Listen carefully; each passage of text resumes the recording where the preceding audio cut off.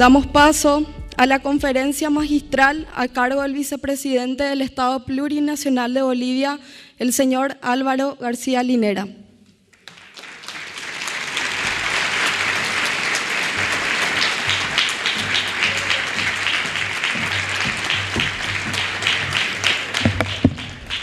Muy buenas tardes a todos, a todas las personas que están aquí presentes.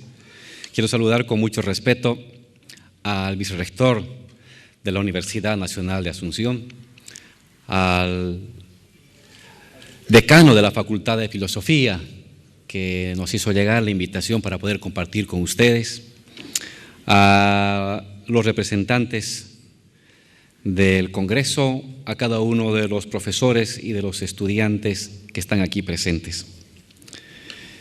Para mí es un honor, primero, estar acá en Asunción de Paraguay, es un honor estar en la universidad y es un honor que me hayan invitado para que podamos dialogar en torno a distintos temas que están afectando al mundo.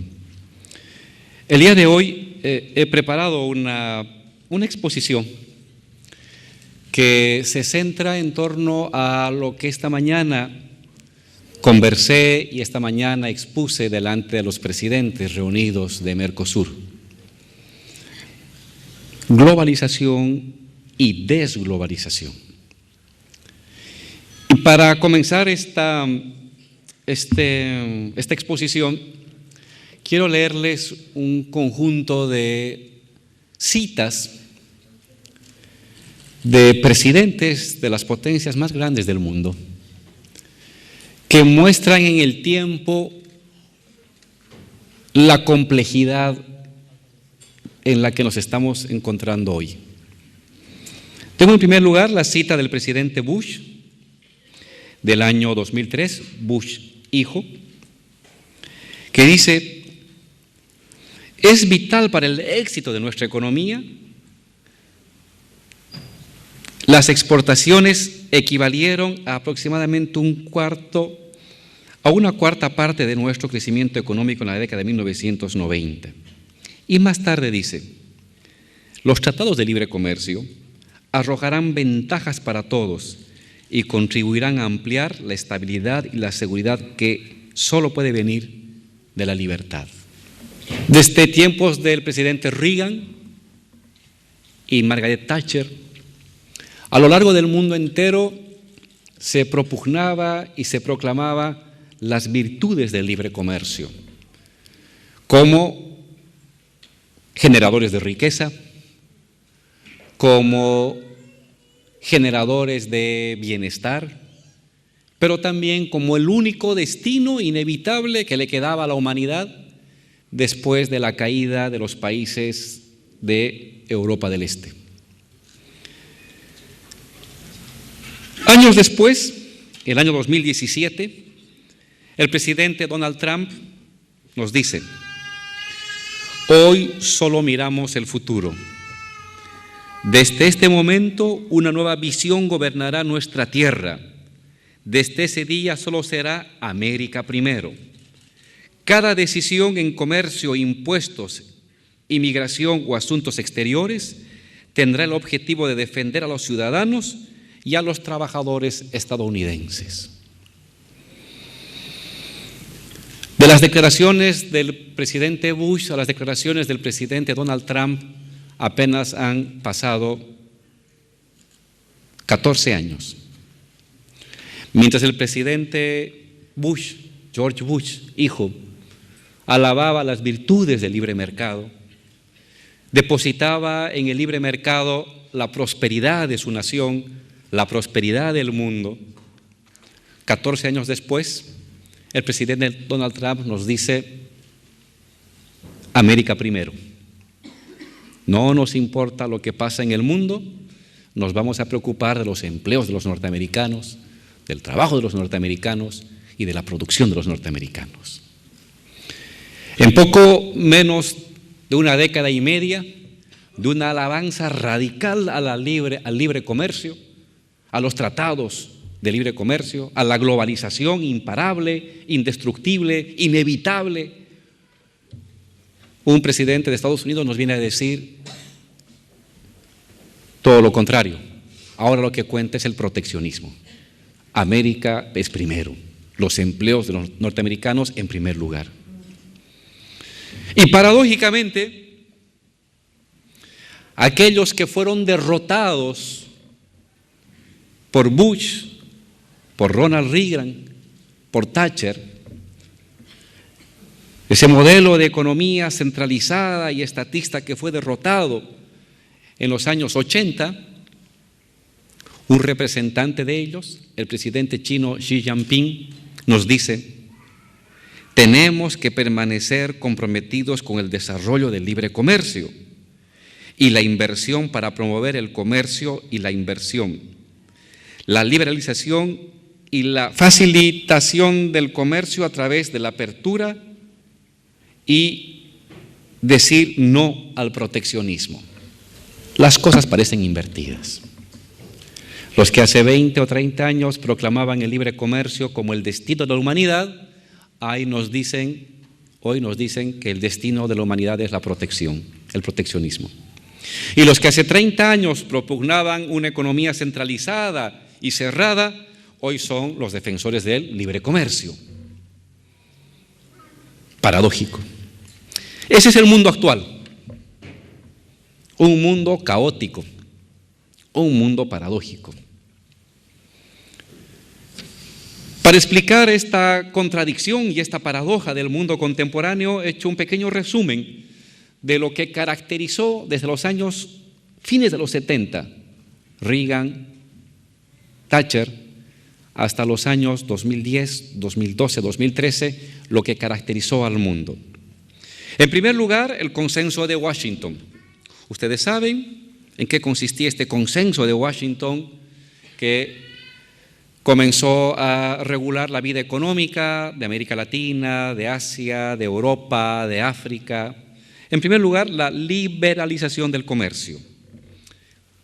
Firma de tratados de libre comercio por todos lados, libre movimiento de la inversión extranjera directa, procesos de privatización que transferían recursos públicos a sectores privados, desregulación laboral que reducían los derechos laborales de los trabajadores, que se había construido a lo largo de los años 30, 40 y 50, a lo largo de lo que se denominó el welfare state planetario, reducción del gasto público, tasas de interés del mercado. Sobre estas 5 o 6 variables del consenso de Washington, lo que se buscaba era un crecimiento ilimitado, reducción de la pobreza por goteo. Si hay más riqueza entre los ricos, de ahí va a caer a los pobres, y los pobres saldrán de la pobreza y de situación de abandono precisamente por el gran desarrollo y el gran crecimiento de la riqueza de los más poderosos. Paralelamente, esto iba a traer la homogenización mundial. Todo el mundo iba a ser una sola esfera planetaria donde la tecnología, los recursos y las oportunidades iban a quedar democratizadas absolutamente para todos. Era el fin de las ideologías, el fin de la historia, el fin de las fronteras.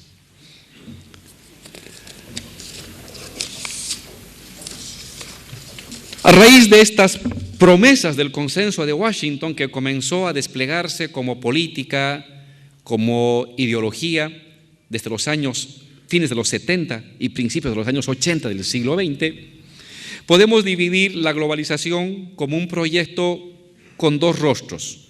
Un rostro económico, la globalización como proyecto económico,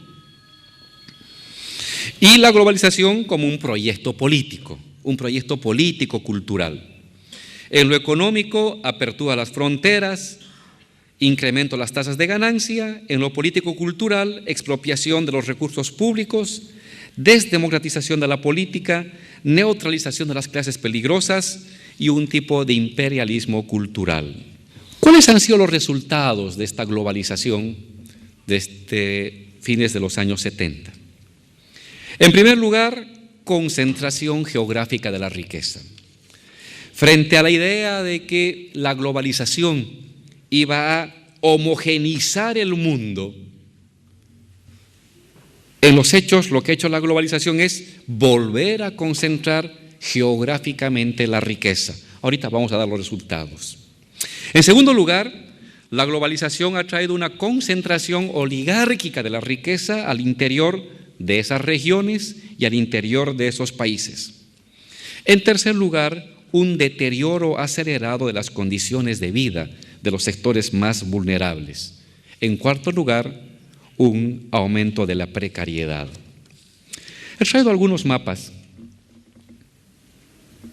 No sé si se pueden ver. En estos mapas estamos graficando el número de empresas transnacionales que se han ido constituyendo en los últimos años. En primer lugar aparecen las que tienen como origen Estados Unidos, las que tienen como origen Japón, China, Francia, Alemania, Reino Unido. Y abajo, esos cubitos que aparecen abajo son India, Taiwán, Brasil, Rusia, y ya evidentemente no aparecemos ni Paraguay ni Bolivia en este escenario. ¿Qué muestra esto? En primer lugar, que ciertamente en tiempos de la globalización ha habido un crecimiento y una expansión de empresas transnacionalizadas. Pero este crecimiento y expansión no ha sido homogéneo, está territorialmente concentrado. Estados Unidos, Japón, China, Francia, Alemania, Reino Unido. El resto del mundo con muy baja o nula presencia en esta transnacionalización de las empresas productivas. El siguiente cuadro tiene que ver con el reparto de la riqueza. ¿Qué muestra este cuadro que parece pase por favor, que parece una copa de champán? Que el 91.5% de la riqueza es detentada por el 20% de los países más ricos. Esa franja ploma clara sería el 20% de los países más ricos. El siguiente 20% concentra el 8% de la riqueza. El tercer 20% de los países, el 1.3% de la riqueza. El siguiente 20%, el 0.3% de la riqueza. Y el último 20% de los países, apenas el 0.07% de la riqueza. Quiere decir que si uno agarra el 80% de los países del mundo, sumamos 0.07 más 0.4 más 1.3 más 6.7. Es decir, estamos hablando de aproximadamente un 8.5%. El 80% de los países del mundo concentra el 8.5% de la riqueza. En tanto que el restante 20% de los países del mundo concentra el 91.5% de la riqueza mundial. No estamos ante una homogeneización de la distribución de la riqueza, sino ante una concentración territorial de esta riqueza.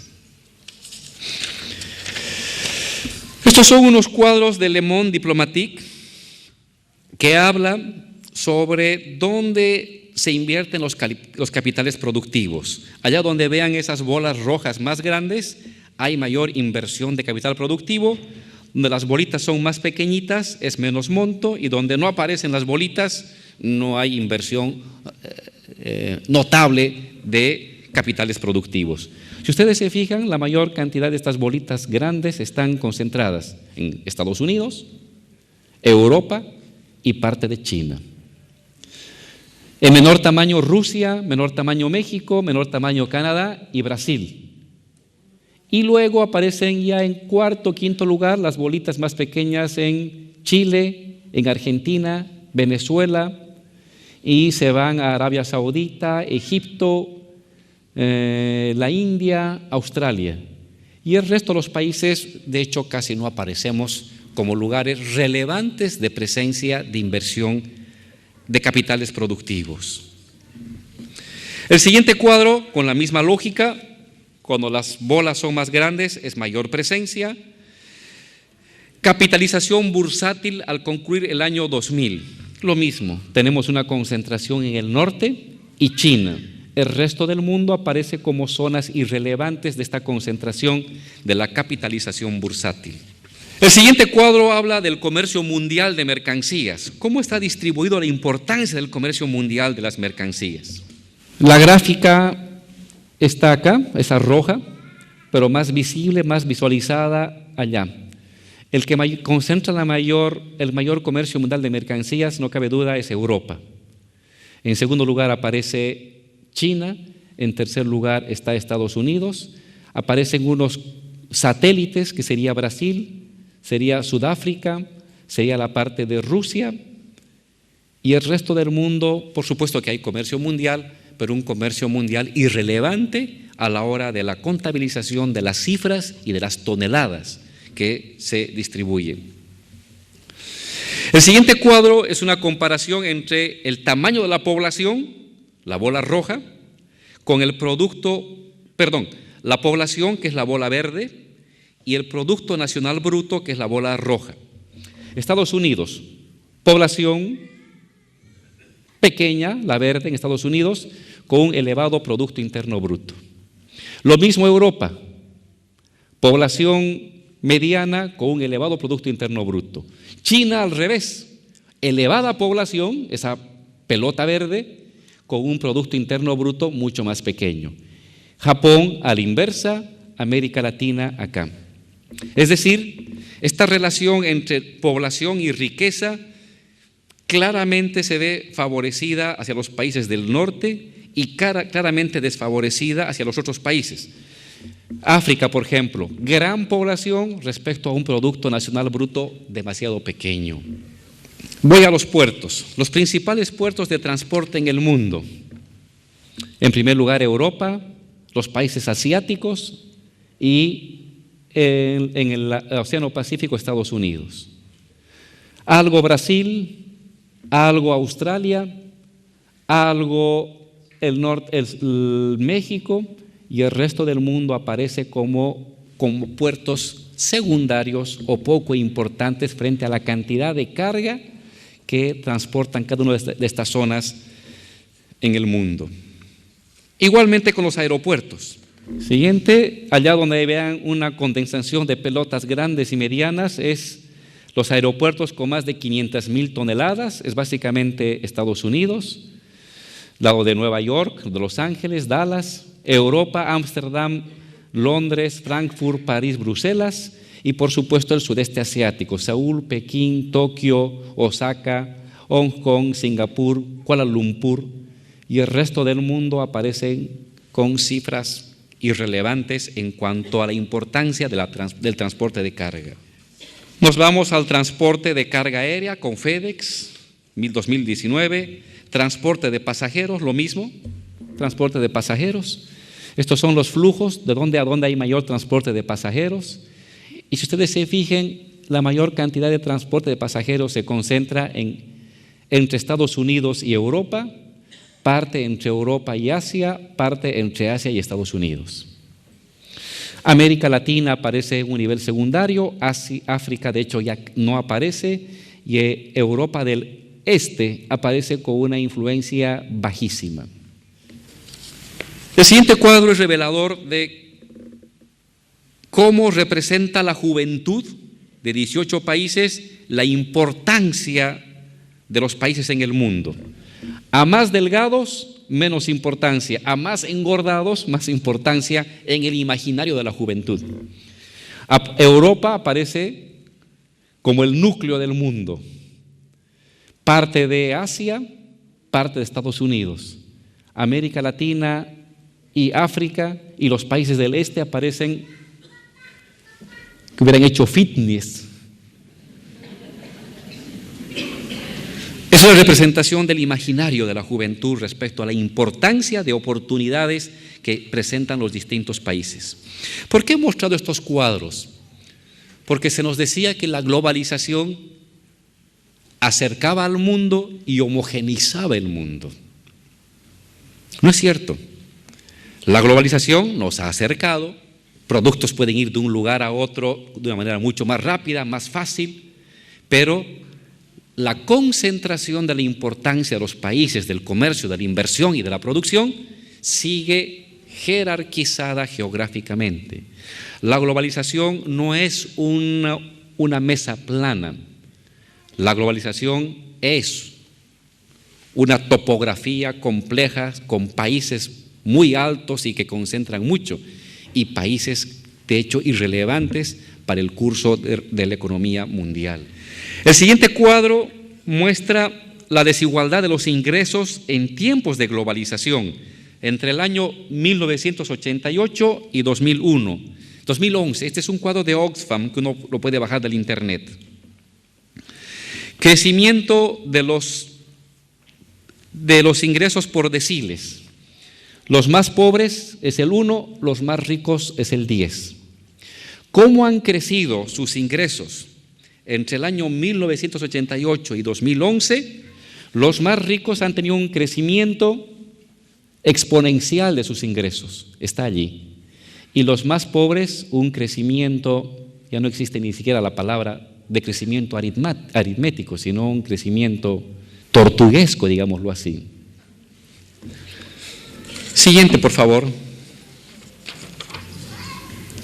Este es un cuadro también de Oxfam que muestra cómo el 1% más rico ha ido incrementando su riqueza en los últimos años respecto al 99% más pobre. Entre el año 2010 y el año 2016, la línea verde es el 99% más pobre, la línea roja es el 1% más rico.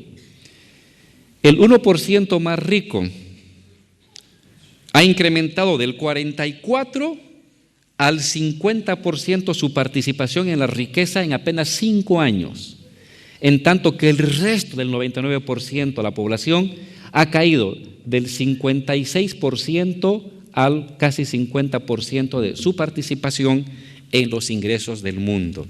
Es decir, la globalización también tiene una cara de profunda desigualdad.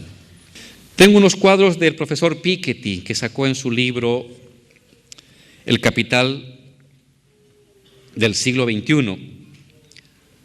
Simplemente quiero quedarme con uno de estos cuadros. Los paso, me quedo con la clase media. Este es un cuadro de la Organización Económica OECD que habla de la presencia de la clase media en Estados Unidos. En los años 70 la clase media,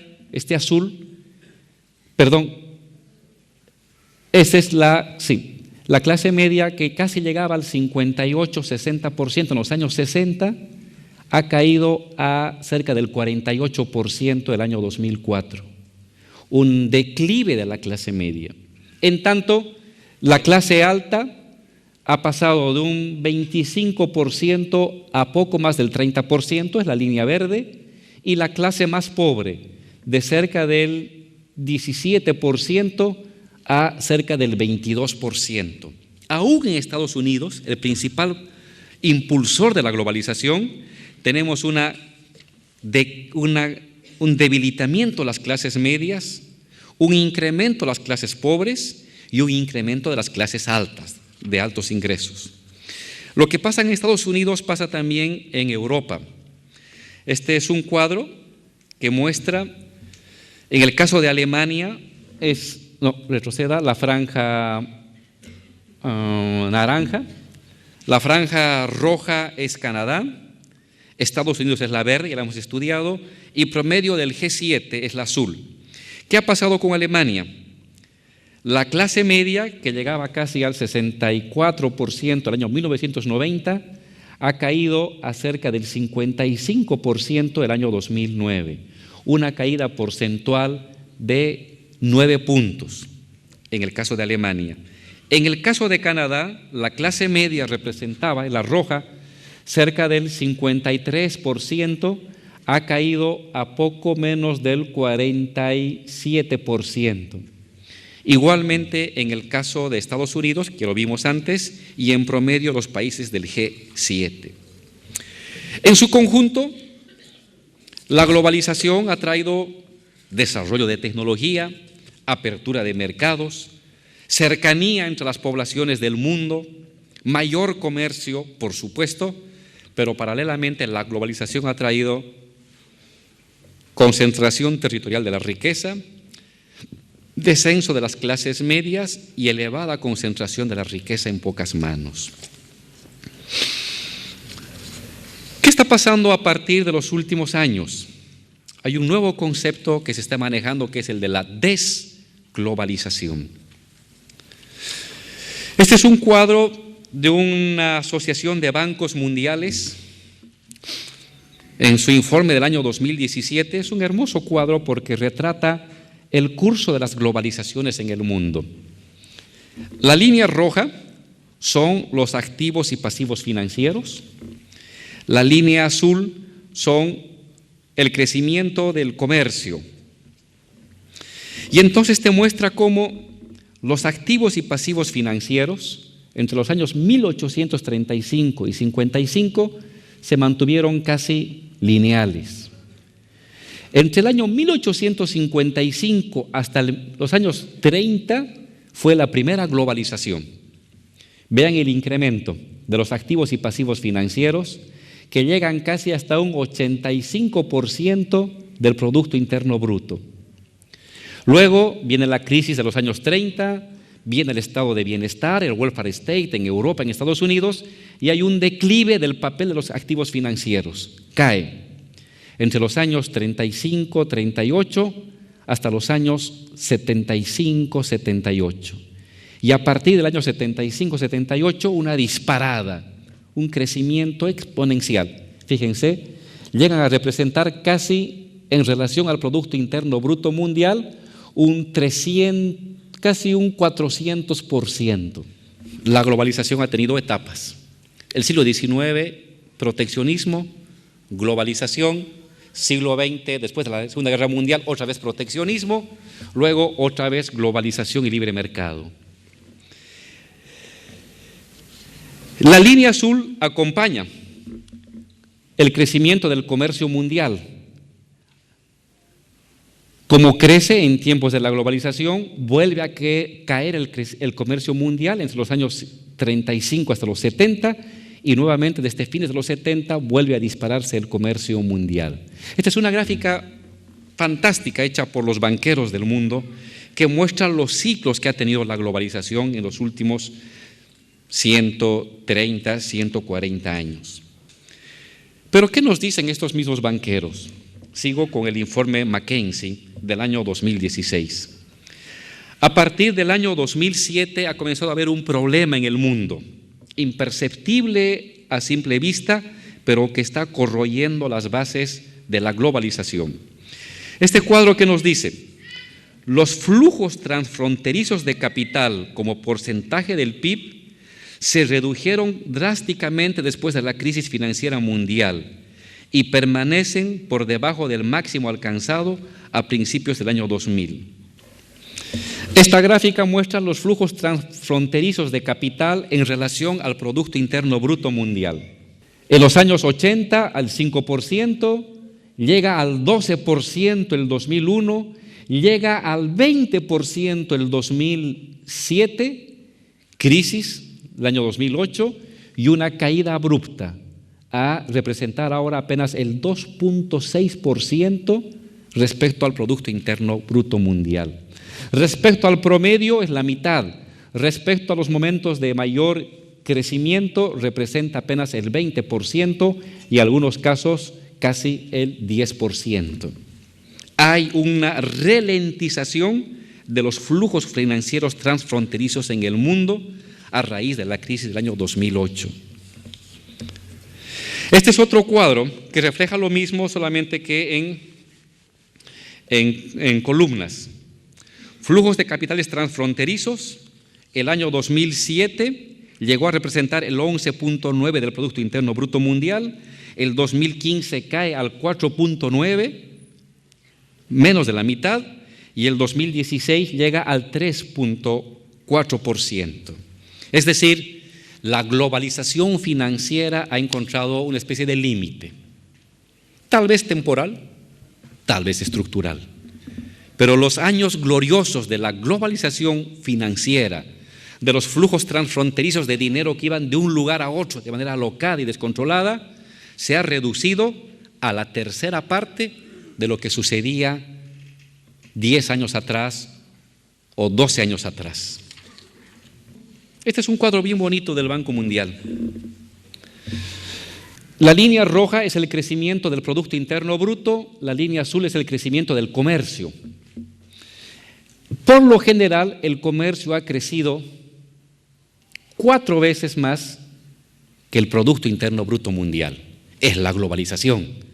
Es decir, en la globalización hay 2 líderes, el comercio y los flujos financieros. Y hemos visto que los flujos financieros han entrado en declive, han caído a una tercera parte. ¿Qué ha pasado con el comercio? Durante la etapa dorada de la globalización, el comercio crecía en promedio 3 veces más que el Producto Interno Bruto mundial. Viene la crisis del 2009, vuelve a recuperarse y desde el año 2012 el comercio mundial ha decrecido respecto al Producto Interno Bruto mundial.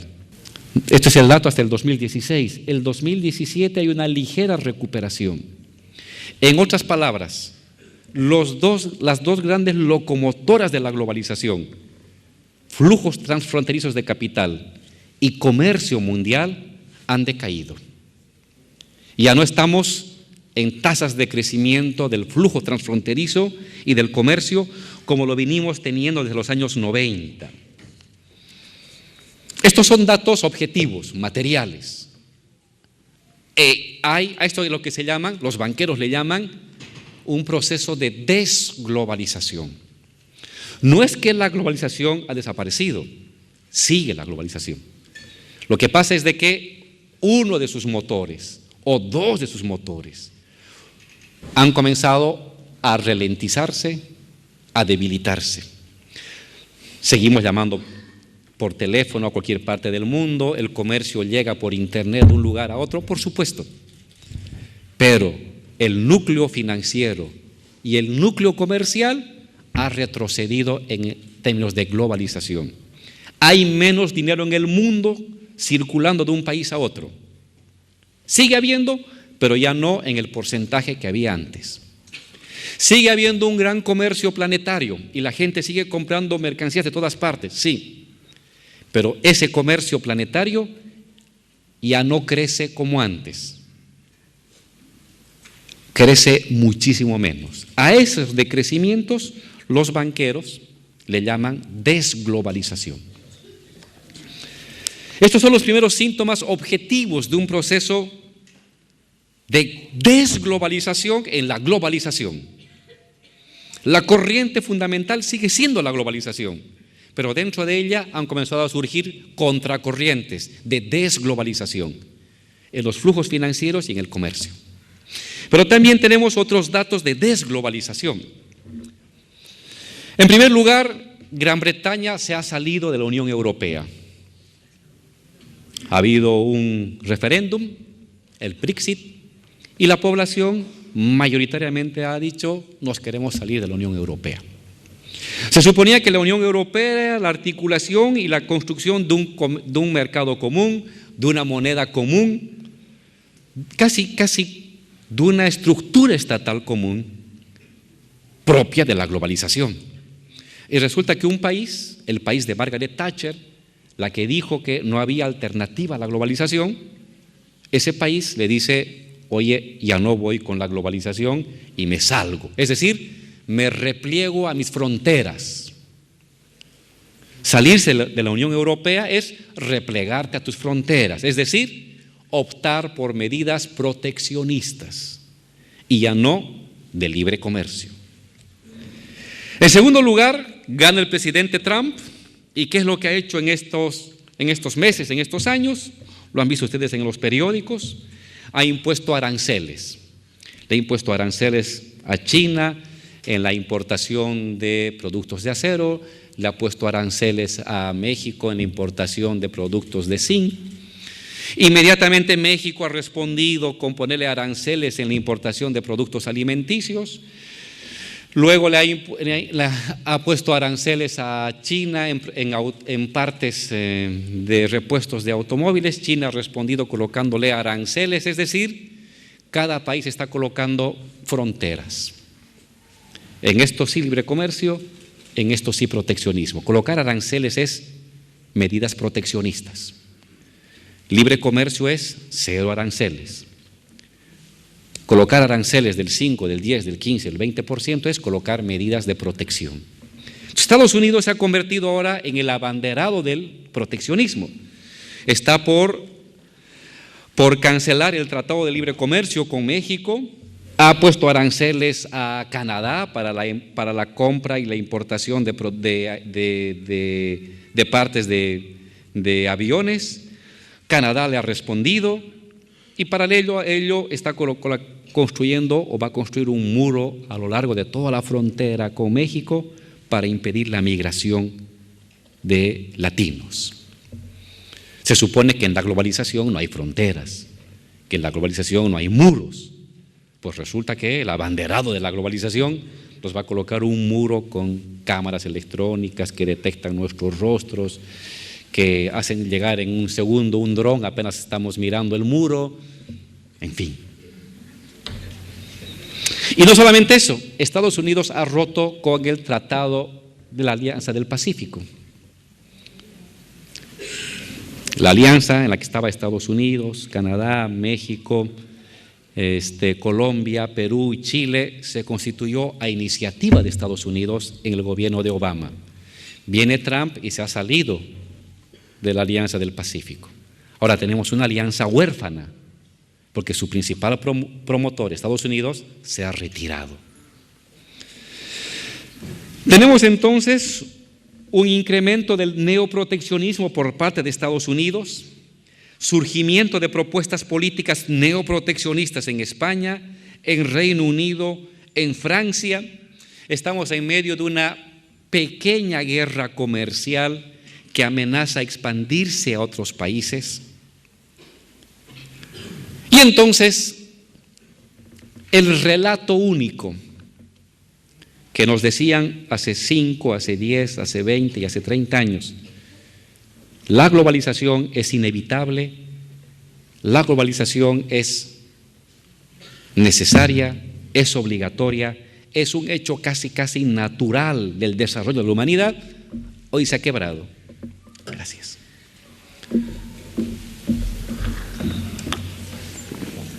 Y entonces, los globalizadores se han vuelto proteccionistas, los proteccionistas se han vuelto globalizadores, los comunistas son los principales globalizadores ahora, China a la cabeza. Y los países más capitalistas ahora son los proteccionistas. ¿Quién entiende ese mundo? Pues así estamos.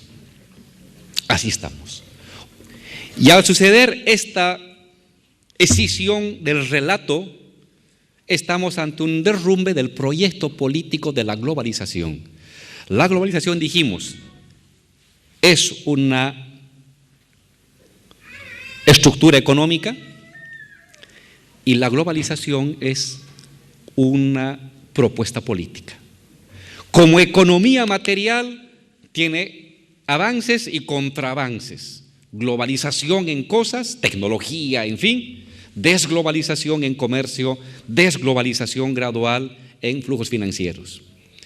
Y en política, el que se nos decía, no hay otro camino, todos tenemos que ir en silencio y ordenadamente a la globalización, se rompe, porque ¿a quién vamos a hacer caso?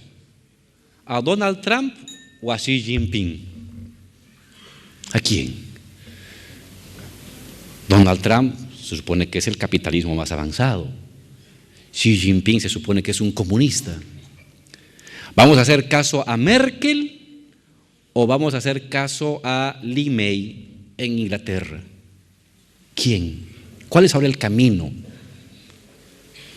Por lo general siempre los gobernantes, los políticos se apegaban a un modelo. Ahora, ¿cuál es el modelo? El modelo es el libre mercado, pero esos son los comunistas. El modelo ahora entonces es el proteccionismo, pero se supone que el proteccionismo nos hace daño. Y eso era del siglo XIX, del Parque Jurásico. se ha roto el relato político de la globalización. Este es un mundo caótico, no hay un único norte, no hay un único destino de la humanidad. En medio de ese caos estructural, de esa anarquía planetaria, cada país, cada región está buscando cómo logra sobrevivir y sobreponerse e imponer sus intereses. En cierta medida, parece ser que comienza a perfilarse un modelo de economía ambiguo, mixto o anfibio. Libre comercio en ciertas cosas, proteccionismo en otras cosas. Pase, por favor. Y entonces, de ser así, estaríamos en un momento de transición. El ciclo de libre comercio del siglo XIX comenzó en 1850 y comenzó a decaer en los años 30. Surge, antes de la Segunda Guerra Mundial, el ciclo proteccionista. El primero fue encabezado, el libre comercio, por Inglaterra, acuérdense. El ciclo proteccionista lo encabeza Estados Unidos. 1930, la Primera Guerra Mundial, hasta los años 80. Luego surge un nuevo ciclo de libre comercio, desde los años 80, Inglaterra y Estados Unidos. Y ahora pareciera ser que estamos o ante un nuevo ciclo o ante un periodo de transición. Pongo en duda, eso amarillo es la duda. Es un tiempo de transición, ambiguo, contradictorio. Retroceda. Tal vez podría ser de que el libre comercio ha tenido una recaída y va a volver a ser empujado nuevamente con fuerza. Podría ser. No, yo no quiero mostrar una mirada definitiva de lo que está pasando en el mundo. Pero también podría ser que el libre comercio ha entrado gradual y lentamente en decadencia. Y tal vez vamos a asistir a una nueva oleada de neoproteccionismos graduales en los siguientes 10, 20 o 30 años de transición. En medio de eso está América Latina. En medio de ese debate de proteccionismo y libre cambio está América Latina. Pasemos rápidamente a América Latina. ¿Qué ha pasado estos últimos 15 años en América Latina? En primer lugar, hemos tenido una oleada de gobiernos progresistas, desde el año 98 hasta el 2017-2018. Estos gobiernos progresistas han surgido en medio de una crisis del régimen de acumulación y de legitimación neoliberal. Han emergido nuevos sectores sociales, nuevas propuestas políticas, nuevos partidos, nuevas estructuras sociales que han desestabilizado la continuidad del neoliberalismo en América Latina. Han surgido un nuevo tipo de coaliciones. La coalición neoliberal es una articulación entre burguesías mundiales, burguesías locales y clases medias, y abajo los sectores populares. Las coaliciones progresistas son una articulación entre burguesías locales con parte de las clases medias y sectores populares. Cuanta mayor participación de lo popular, la coalición se vuelve más radical. Cuanto menos participación de lo popular y más en burguesía local y clase media, la coalición progresista es más atemperada. Entonces, cada país tiene su propia trayectoria, pero en el fondo se trata de bloques sociales diferentes. Mientras en la coalición neoliberal son las burguesías mundiales las que están a la cabeza, en las coaliciones progresistas son las burguesías locales o las clases medias las que por lo general se colocan a la cabeza de ese nuevo bloque de poder. Y dependiendo del papel de campesinos, urbanos, indígenas o pobladores, tenemos coaliciones más radicales o menos radicales.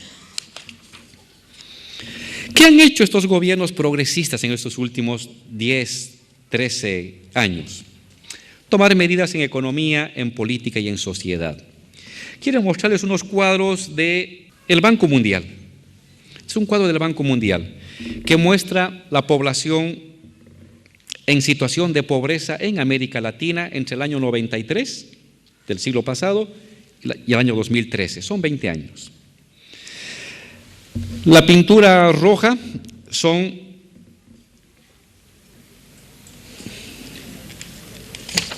ya estoy ciego, che. Las personas en extrema pobreza. Y la franja naranja es la población pobre. Entonces, ustedes fíjense, en los años 93 había cerca de casi 180 millones de pobres.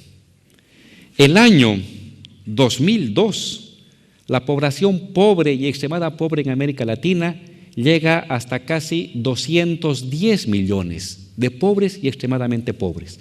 Ese es el ciclo neoliberal. Y luego viene el ciclo progresista. Y ahí ustedes tienen una caída de la pobreza y la extrema pobreza. La última contabilización es del año 2013.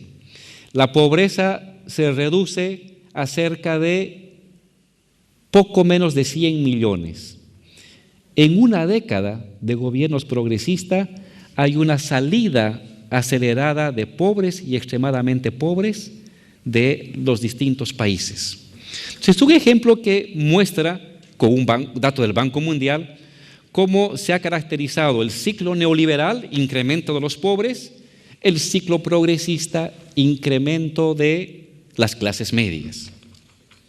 Este es otro cuadro de Naciones Unidas que salió en el informe del año 2017 para América Latina y es muy visible.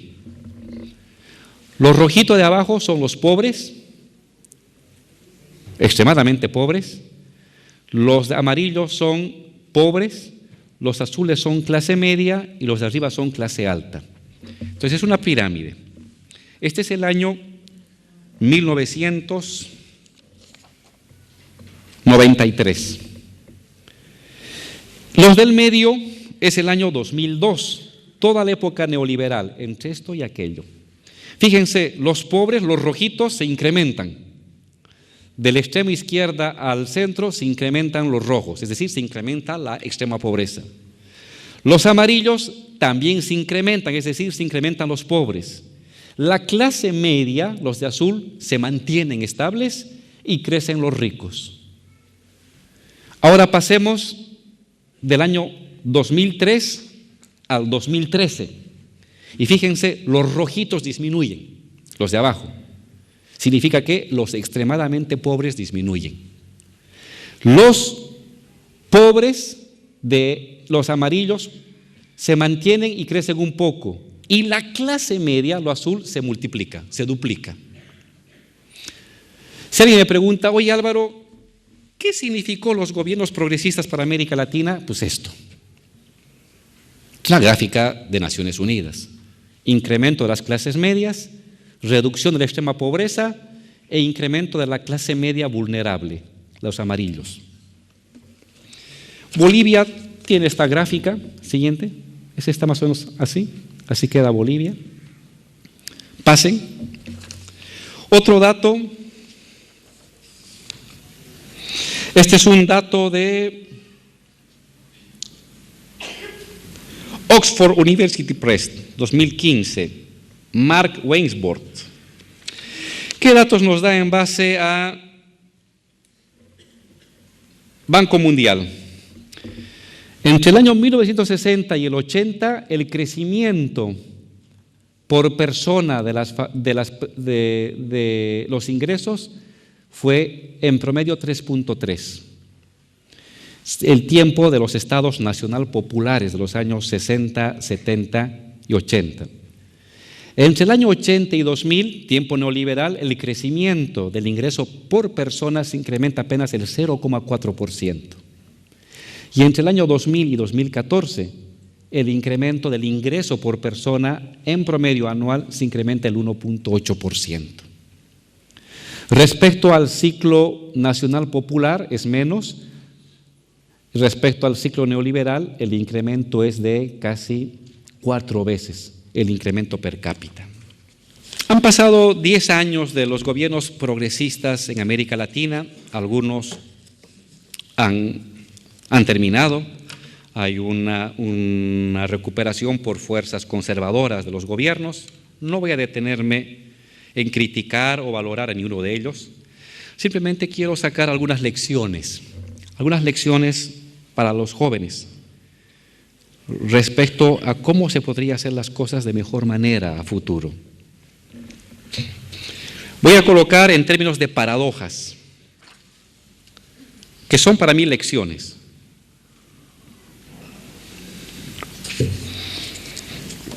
¿Qué lecciones nos deja estos procesos? Luego voy a ver las debilidades, pero aquí voy a detenerme en las lecciones organizativas. La primera, el debate entre si debe formarse un partido político o un movimiento social. Durante mucho tiempo la izquierda, las personas que son un poco mayores se van a acordar, la vieja discusión entre partido y sindicato. El partido hace la revolución, los sindicatos son la base de apoyo y las correas de transmisión del partido. Es una lógica que viene desde las internacionales comunistas de los años 30, 20 y 30. América Latina ha mostrado que ese es un falso debate. No es que el partido se ocupa del gobierno y el sindicato se ocupa de la reivindicación social. En momentos el sindicato se ocupa de lo político. Esta diferencia entre los políticos y los reivindicativos es falsa. Lo político no avanza si no toma en cuenta lo reivindicativo. Y muchas veces lo reivindicativo deviene en político. Sindicatos, movimientos sociales, colectivos ciudadanos pueden devenir estructuras políticas de poder. Y las estructuras políticas de poder, para afianzarse y tener base social, están obligados no solamente a tener una correa de transmisión, a fusionarse en parte con las propias estructuras sociales. Partido y movimiento social, sindicato y vanguardia en el fondo, en América Latina, han mostrado de que no se presentan como cosas separadas, sino que pueden mezclarse de distinta manera, pueden interseccionarse de distinta manera. Segundo punto.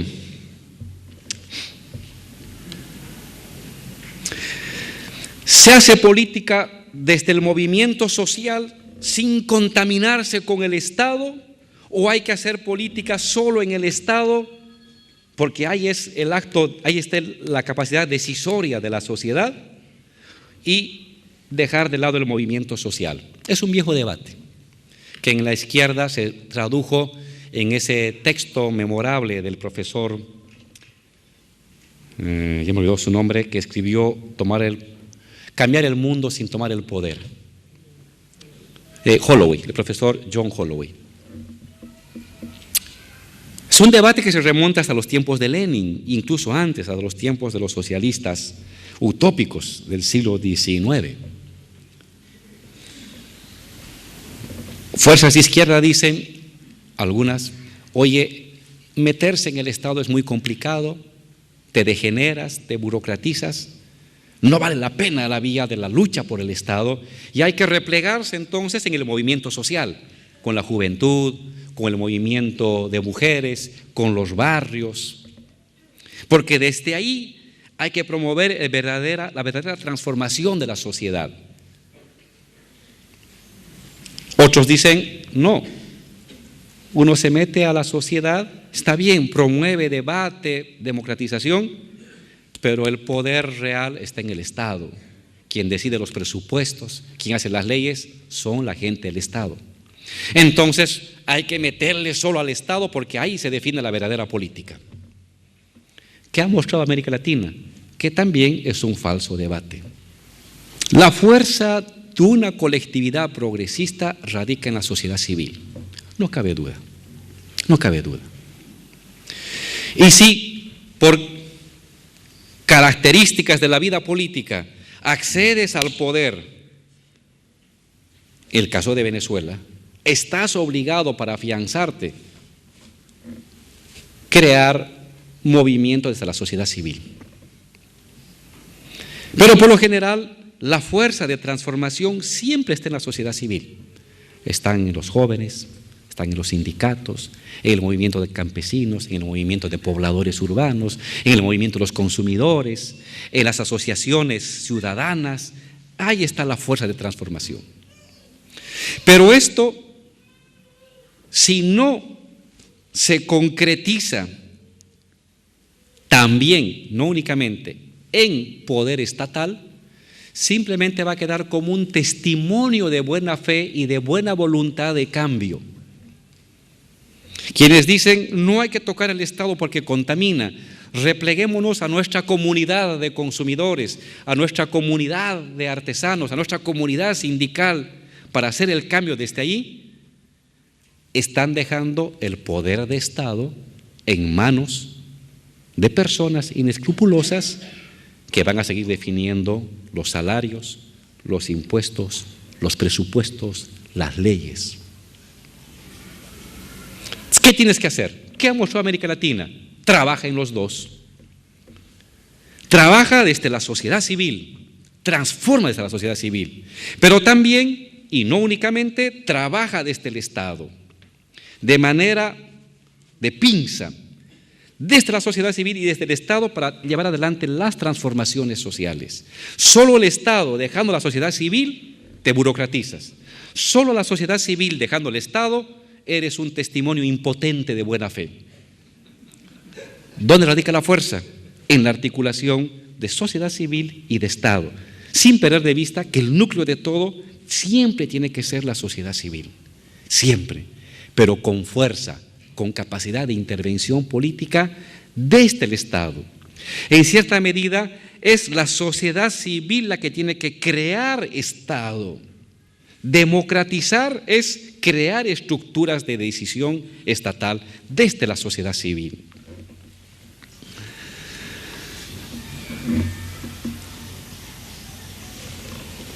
Me paso a las otras paradojas: toma del poder, democracia, lucha armada.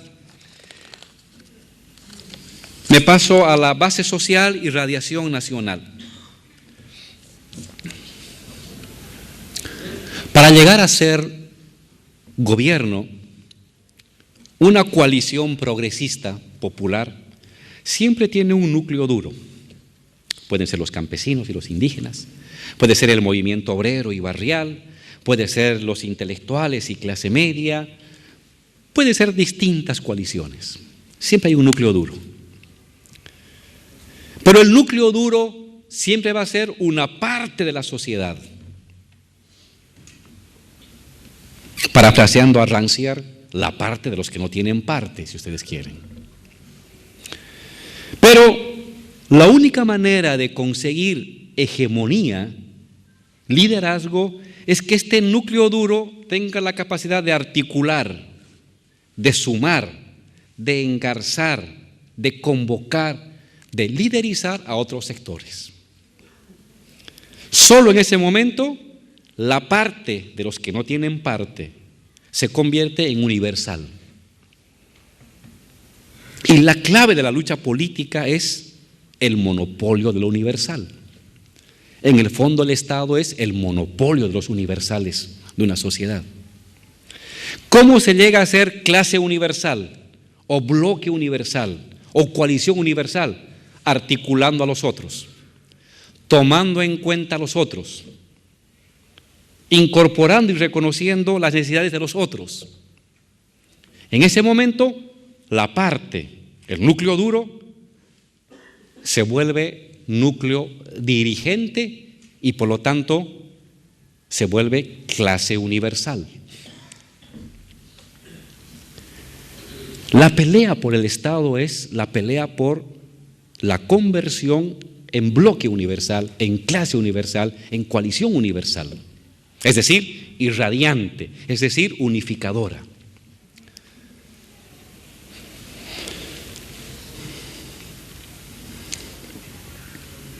Muchos compañeros dicen, ¿hasta dónde me amplío mi radiación?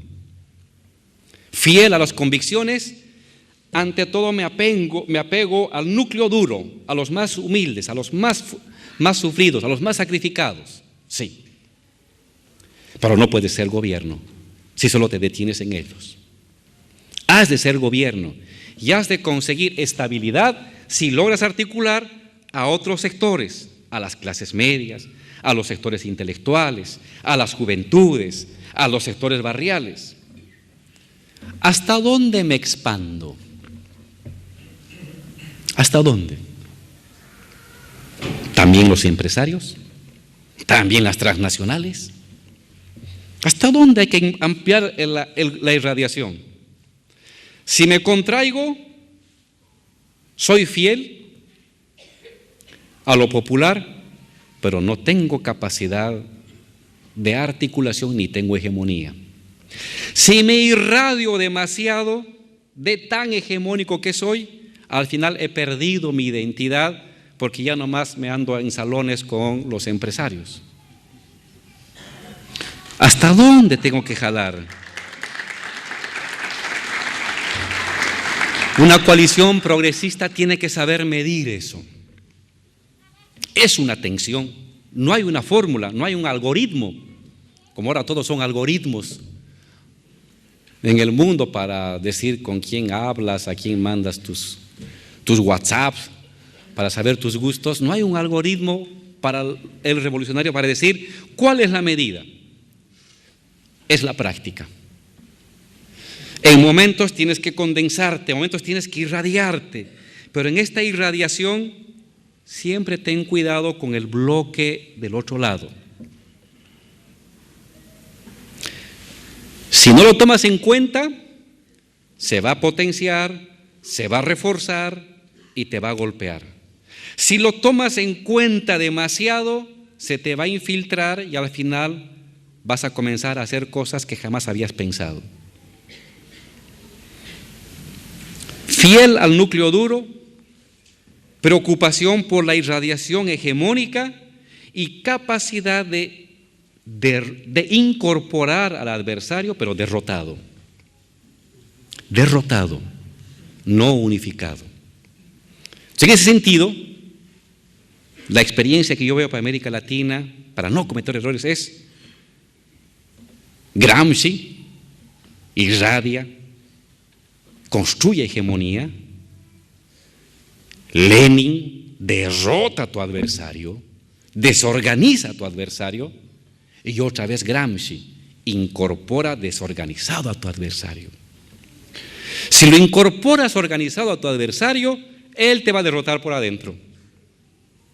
Si lo dejas a tu adversario ahí, él se va a colocar como coalición de contraposición a la tuya.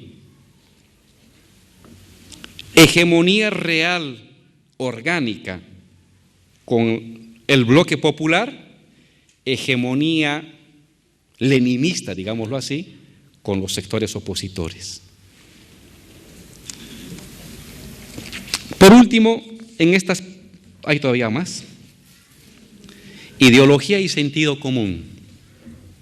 Conversamos hace un rato antes de entrar a este hermoso paraninfo con el vicerrector y con el decano de filosofía respecto a cómo había sucedido en Bolivia. En Bolivia la victoria electoral fue como un rayo en cielo despejado. Aparentemente sí, pero no fue así. Un verdadero proceso de transformación, en primer lugar, se gana en el cerebro de las personas. Previo a una transformación política electoral, siempre hay una transformación cultural ideológica, que luego se traduce en victoria política. Es decir, en el caso de Bolivia, antes de la derrota de las fuerzas conservadoras en las elecciones con el voto, se los derrotó en las ideas, se los derrotó en los debates académicos, se los derrotó en los debates de los sindicatos, se los derrotó en el debate televisivo, se los derrotó en los libros y en los textos. Se los derrotó ahí. La fuerza neoliberal fue derrotada previamente culturalmente.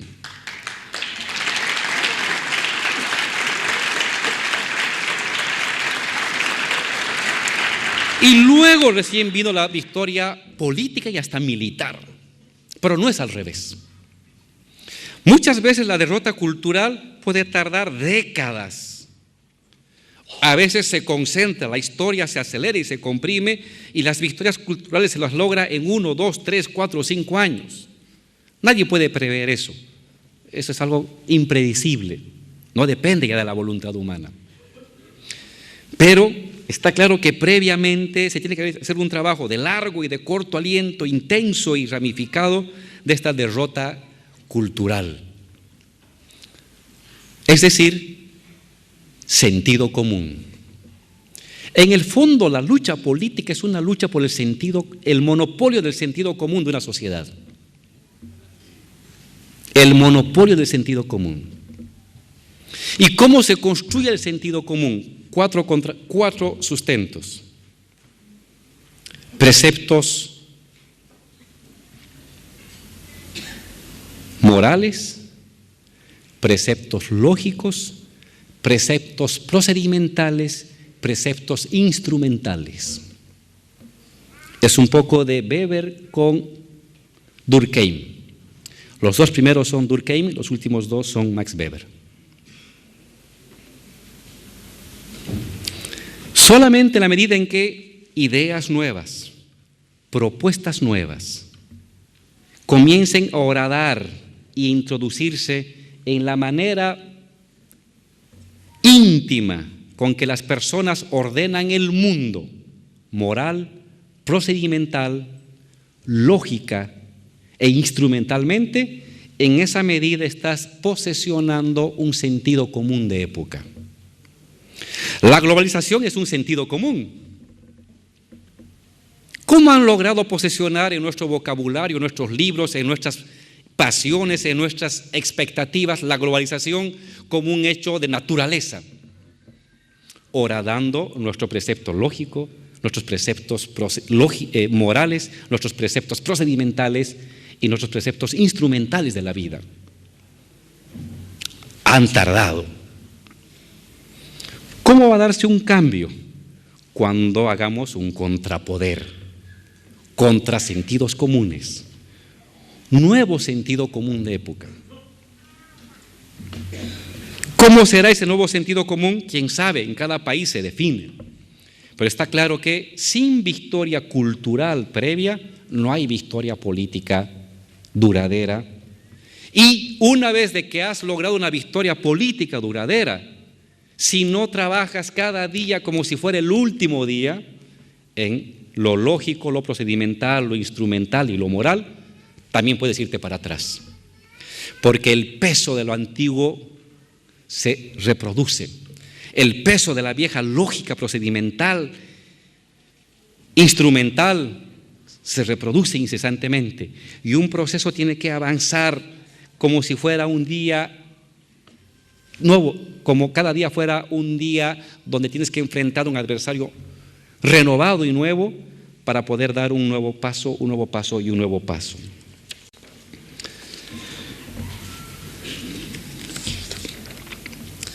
Voy a dejar estas paradojas para pasarme rápidamente a algunas debilidades de los procesos progresistas. Otra de las paradojas era madre tierra, necesidades materiales, universalismo, corporativismo social. Pero los podemos dejar para concentrarnos ahora en las debilidades. Algunas cosas hemos hecho mal, si no, no estaríamos donde estamos. Si todo hubiéramos hecho bien, no estaríamos hablando de un retroceso, de un reflujo de los gobiernos progresistas. Algunas cosas hemos hecho mal. Yo me voy a detener en seis aspectos, en 5. Que toda nueva iniciativa política a futuro, de aquí a 1 año, a 10, a 20, a 100 años, debería tomar en cuenta. ¿Qué hemos aprendido nosotros? La economía como núcleo decisivo. Una gestión de gobierno progresista de izquierda tiene que tener una buena gestión económica. No basta el impulso, no basta la voluntad, no basta la adhesión emotiva, política, ideológica para las victorias. Eso ayuda, eso suple y es una fuerza política que puede derrotar adversidades materiales y económicas por un tiempo, pero la gente no se moviliza ininterrumpidamente. Después del tiempo heroico, Gramsci llamaba el tiempo de la catarsis, el tiempo de lo universal, donde uno pelea por todos, la gente se repliega a los 6 meses, al año, a los 2 años, a los 3, se repliega a su cotidiano, se repliega al vivir. ¿Dónde está mi bebé? Si ha comido o no ha comido, la deuda de la casa, el colegio, la colegiatura de los jóvenes, lo cotidiano. Así es la vida. Y si tú no has resuelto problemas de lo cotidiano, no has de durar mucho. Es un gobierno progresista que siempre se sostiene sobre el ímpetu y la emotividad y la mística del inicio de lo nuevo, no puede sostenerse ininterrumpidamente solamente en la mística. Tiene que sostenerse en una buena gestión económica. ¿Qué es una buena gestión económica? Crecimiento, redistribución, inclusión. Parece una fórmula imposible. Por lo general se crece sin distribuir o se distribuye sin crecer. ¿Cómo encontrar este equilibrio entre crecer económicamente, distribuir la riqueza entre los más necesitados e incluir socialmente a la gente en la toma de decisiones? Es complicadísimo, yo lo menciono fácil. En verdad es lo más difícil en la gestión de gobierno. Pero la clave, lo que uno no puede perder de vista es la economía. La economía siempre está en el puesto de mando. No se olviden lo que decía Lenin, la política es economía concentrada. La economía es un tema decisivo para crear un sentido común, pero para darle continuidad a un proceso. Segunda lectura. Bueno, algunos compañeros y países que han dejado de lado la economía y que han tomado malas decisiones en la economía, a la larga eso les ha costado el gobierno. La segunda, nunca olvidar el núcleo duro. Siempre hay un núcleo duro que te apoya. Está bien, como gobierno tienes que pensar en todos, pero siempre en cada decisión pregúntate la posición del núcleo duro. Tienes que hablar con las clases medias, tienes que hablar con las clases altas, tienes que hablar con todo el mundo, pero siempre tomando el punto de vista del núcleo duro popular. Cuando crees de que es posible temporalmente apegarte un poco a las clases altas para que inviertan, para que generen empleo, afectando a tu núcleo duro, que es un poco lo que pasó en Brasil. Tu núcleo duro te deja y las clases altas te dejan y al final te caes. Siempre el núcleo duro. Toma en cuenta a todos, pero siempre el núcleo duro. Nunca lo dejes de lado. Hay que convencer, pero también hay que derrotar. En democracia se convence, pero también se derrota. Convencer, Gramsci; derrotar, Lenin. Un proceso revolucionario es una suma permanente de convencer y derrotar, es decir, Gramsci y Lenin, Gramsci y Lenin, Gramsci y Lenin, hasta el infinito.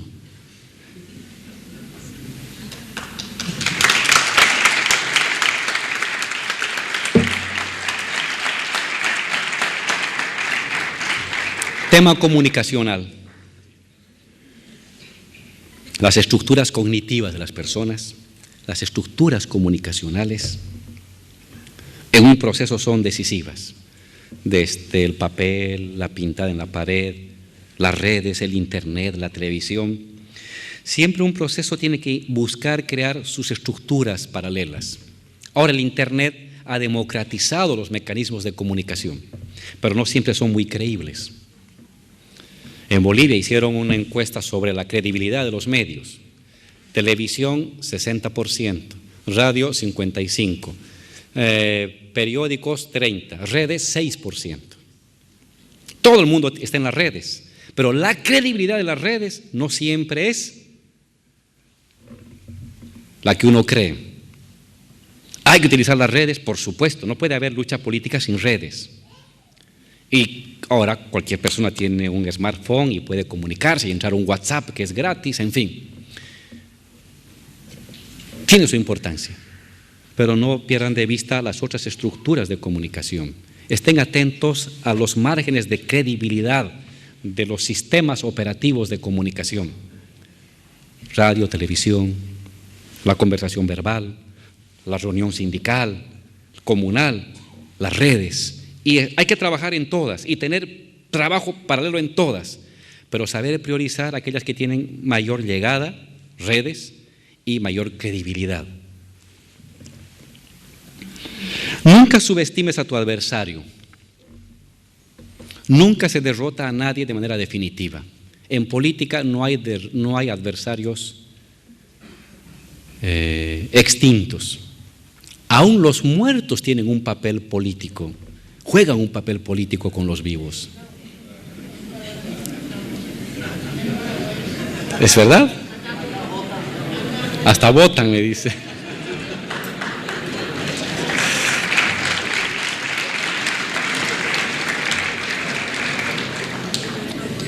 No hay adversario débil ni adversario aniquilado. Siempre el adversario está ahí. Está bien que tenga sus estrategias de neutralización, de debilitamiento, pero nunca lo subestimes. Nunca subestimes a un adversario. Siempre avanza con optimismo, pero preocupándote de la situación de tu adversario. Creo que eso llamaba Lenin el análisis de plaza, que es una terminología militar, pero que no tiene una connotación tan militar, sino más política. Ubica tus fuerzas, ve tus capacidades, ve tus posibles alianzas, ve tu adversario, analiza a tu adversario y no subestimes a tu adversario.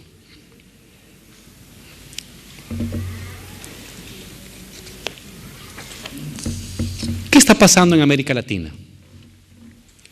Unos dicen, estamos ante el fin de un ciclo político. Dicen, hubieron los gobiernos progresistas, tuvieron su auge, en fin, y ahora están en decadencia y van a desaparecer para ser sustituidos por gobiernos conservadores. ¿Es verdad esto? En primer lugar, en términos... Pase, por favor. Tiempo de las dictaduras, tiempo del neoliberalismo, tiempo del progresismo, y ahora se ha abierto una etapa incierta. Continúa el progresismo, regresamos al neoliberalismo, ¿qué va a venir? Así como en el mundo es una etapa de incertidumbre, globalización, libre comercio, desglobalización, no se sabe lo que va a suceder en el mundo. En América Latina tampoco. Evidentemente hay unos problemas en los gobiernos progresistas. Anoté aquí un elemento que quiero recuperar, el tema de la ética. Una clave para un gobierno progresista es el tema de la ética. No es un tema de moralismo, es un tema de voluntad y demostración de una nueva forma de hacer política. Algo que ha hecho daño a los gobiernos progresistas, a algunos gobiernos progresistas, en mayor medida que otros, ha sido las críticas o las demostraciones de un mal manejo, de un manejo patrimonial de la cosa pública. Siempre hemos criticado a los gobiernos conservadores de que usan el dinero público como si fuera parte de su hacienda, de su empresa. Pues un gobierno progresista, líder progresista, una coalición progresista, no solamente tiene que decir vamos a construir un nuevo país, sino tiene que mostrar que está construyendo un nuevo país. No se puede ser tolerante con la corrupción.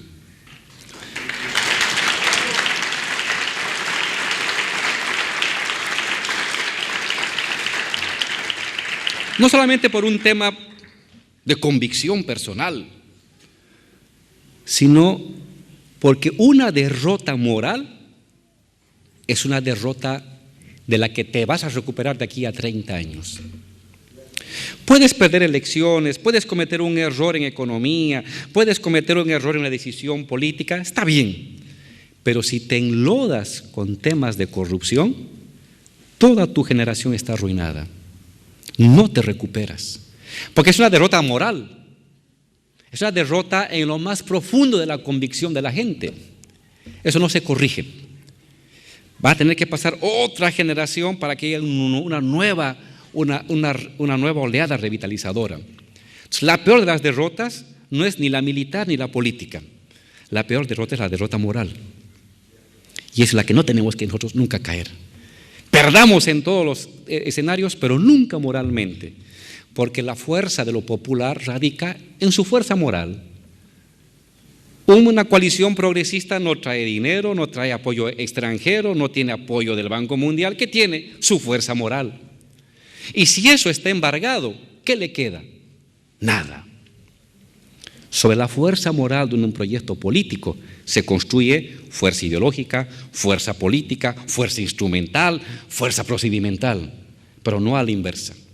Por eso la clave decisiva en cualquier proyecto progresista es cuidar con mucho esmero, dedicación personalizada, deshacerte. Si la mano se ha infectado, córtala la mano. Si el pie está infectado, córtate el pie. No lo dejes que crezca, no dejes que crezca esa infección. Entonces, así como el mundo está en una paradoja que no sabemos si va a haber globalización, desglobalización, proteccionismo, libre cambio, América Latina está igualmente en una encrucijada. Los gobiernos progresistas ya cayeron, regresan los gobiernos progresistas, hay un nuevo progresismo, hay un nuevo conservadurismo, hay de todo ahorita. En todo caso, cuando alguien dice fin del ciclo progresista, critico esto porque en filosofía esa es una mirada teleológica, que ya no depende de las personas, sino que depende de un hecho natural independientemente de las personas. Le quita al ser humano la voluntad de hacer, la voluntad de transformar. Y me opongo a esa mirada teleológica de la historia.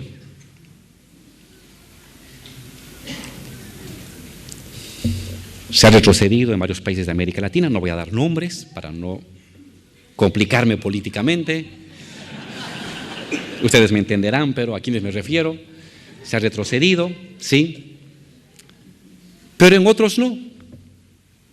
En otros no. Frente al año 2010, evidentemente hay un retroceso sistemático, ineludible, y uno no puede cerrar los ojos. Pero suceden cosas interesantes. Chile, la presencia del Frente Amplio. Perú, la presencia del Frente Amplio. Yo hablaría del síndrome del 20%. Y ahora Colombia. Nunca la izquierda fue importante en Colombia. No ha ganado las elecciones, cierto. Ha sacado el 45% o 44%, cierto. Pero el 55%, el 48% no ha votado. No ha votado el 48%. Hay un espacio para construir hegemonía a mediano plazo. Podemos, 20% en España. Frente Amplio, 20% en Perú. Frente Amplio, 20%, 21, 22% en Chile. En lugares donde antes no había una izquierda organizada. Habla de un hecho importante. ¿No ganaron las elecciones? Sí, no ganaron las elecciones. Pero saltaron del 1 o 2% marginal de años anteriores a un 20%. Algo se está moviendo en esos países. ¿Qué irá a pasar en México? Es otra duda.